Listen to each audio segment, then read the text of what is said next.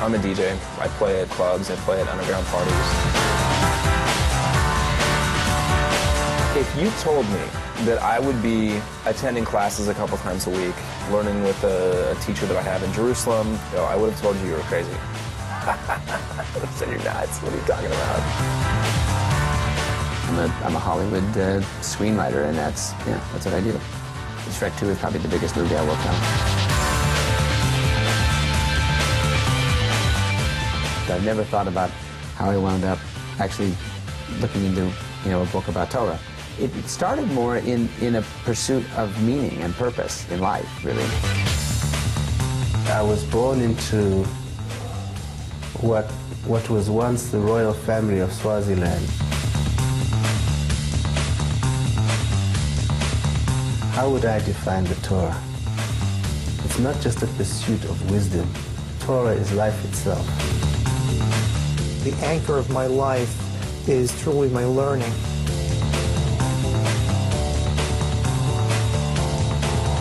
I try to spend most of my early morning hours doing Jewish learning, primarily of the Talmud. And I try to learn also with my son in Israel via phone. You can read over it again if you mess up, even though it's not going a little bit up. I am a singer-songwriter and musician. I've been doing it since I was 15 years old. Initially, what got me involved in Torah was the amount that it made sense to me. And I was finally getting answers to all the questions that I was asking.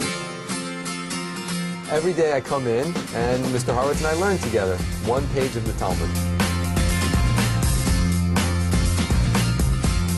I'm committed to learning Torah because the information is incredibly valuable. The Almighty gave us instructions for living, how to maximize our life, how to maximize the joy, the happiness, the meaning. Any possible opportunity he will use to learn. I mean, why wouldn't I be committed? Who could turn down such an opportunity? This train is a phenomenon. What happens every morning, a group of us gather for a daily class in the Talmud. It's a wonderful way to start your day. We know when the train rolls into Penn Station and the doors open, it's over. So every minute is valuable. Every Wednesday, 10 to 20 women come into my home and learn. The people that come to our class it's such an eclectic group. All different age groups. Some have professions, some are full-time moms. Some of them have something of a background, some have no background at all. I think that these women come to learn Torah because it gives them a meaning and a depth that nothing else really gives them. I had no idea that I was going in to learn about life. People are learning Torah everywhere, whether it's living rooms or it's, they have like a lunch and learn at somebody's office. I've been learning since 1999.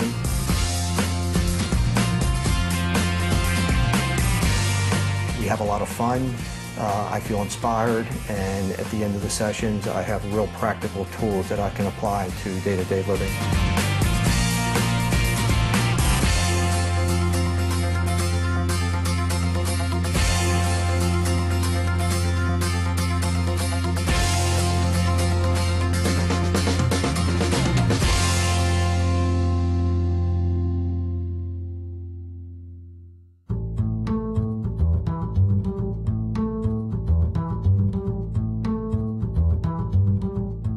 When I grew up, the Torah was dusty Bible stories, men in robes walking through sand dunes. Moses. The reason I was disconnected is I had no idea what Judaism was. I really thought it was bagels and dreidels. Torah always seemed not cool. I mean, there were a lot of things that were cool, but that wasn't one of them. You know, when I grew up in Toronto, Hebrew school was affectionately known as Jew jail. It was like a sentence. Nobody enjoyed Hebrew school, whether you grew up observant or you didn't grow up observant. Who enjoyed Hebrew school? It was so irrelevant, it was so dry, it was torture, and you couldn't wait to escape. And that's what we grew up with. But today, I don't know, man. Today I sit there and I look at, I go into iTunes and you got Britney Spears and Matis Yahoo. I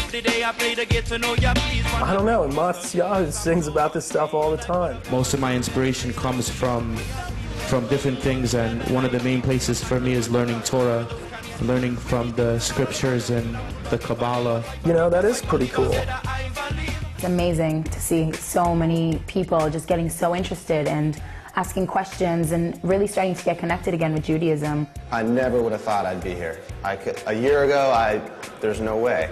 I wouldn't have thought I would be in Israel, in Jerusalem, in the Old City, learning about Judaism, reading about the Torah, finding myself drawn towards all that Judaism has to offer. I never would have thought that.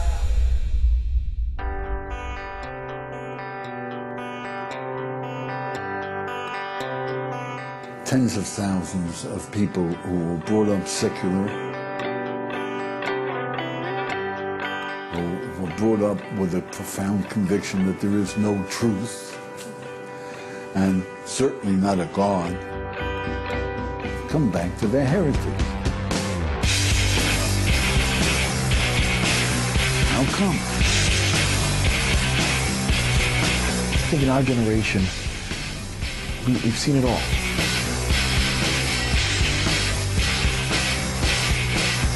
We've reached the top of the mountain. We feel like there's something that's missing. I think people have been aching to know, what am I doing here?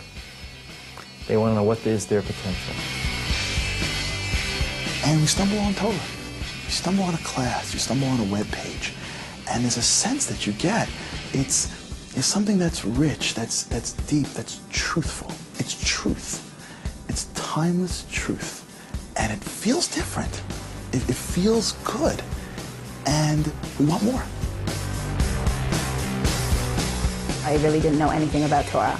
I knew it was a nice book with some nice characters in it, but I didn't really know it was real and that it meant anything. But once people get a taste of it and realize that, you know what, hey, this is cool. And the more I learned, the more I saw that the values that it taught were really something that I connected with. Torah is the ultimate classic. It is the bestseller of all time. When they hear it, it's true, and they sense it's something from a very deep source. So when they hear Torah, and they know it works, and they sense it, then they're interested, they come back for more.